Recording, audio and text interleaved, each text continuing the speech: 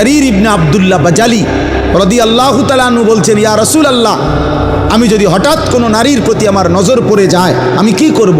নবী বলেন, ইসরিফ বাসারাকা, সাথে সাথে চোখ ফিরিয়ে নাও। আল্লাহ আমাদেরকে তৌফিক দান করেন। ইন্নাল্লাহা খাবীরুম বিমা ইয়াসনাউন। এই শেষ কথাটা শোনো ভাই, আল্লাহ বলছে বান্দা,